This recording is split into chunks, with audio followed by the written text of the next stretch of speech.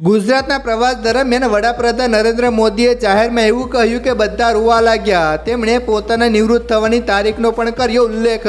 આ તારીખે થશે નિવૃત્ત। ચારે બાજુ થઈ રહી છે ચર્ચા।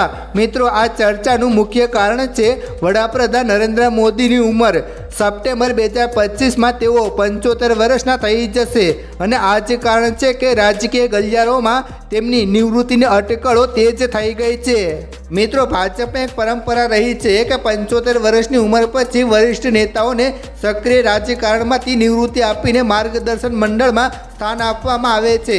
આપણે લાલકૃષ્ણ અડવાણીથી લઈને મુરલી મનોહર જોશી જેવા દિગ્ગજ નેતાઓના કિસ્સાઓમાં આવું જોયું છે।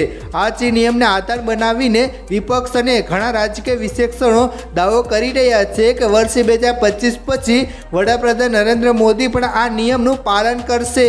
પરંતુ એક મહત્વનો મુદ્દો છે કે ભારતના બંધારણમાં વડાપ્રધાન કે કોઈપણ નેતા માટે નિવૃત્તિની કોઈ ઉંમર નક્કી કરવામાં આવી નથી। જ્યાં સુધી જનતાનો સાથ છે અને સંસદમાં બહુમતી છે ત્યાં સુધી કોઈપણ વ્યક્તિ વડાપ્રધાન પદે રહી શકે છે। એટલે કે કાયદાકીય રીતે પીએમ મોદી પર નિવૃત્ત થવાનું કોઈ દબાણ નથી। આ ફક્ત તેમની પાર્ટીનો આંતરિક મામલો છે।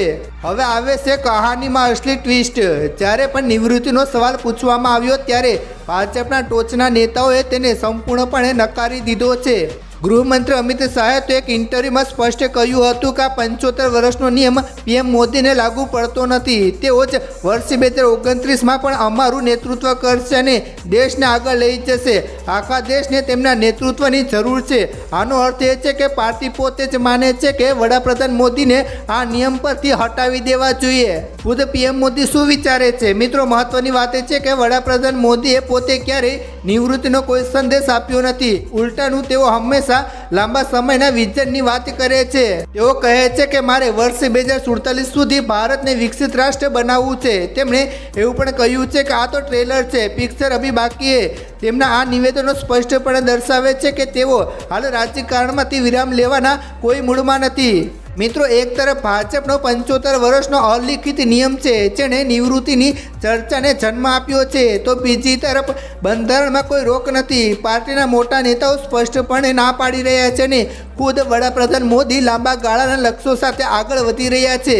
આ બધી બાબતોને જોતા હાલમાં એવું લાગી રહ્યું છે કે વડાપ્રધાન નરેન્દ્ર મોદી વર્ષ 2025 પછી પણ સક્રિય રાજકારણમાં રહેશે અને પાર્ટીનું નેતૃત્વ કરતા રહેશે।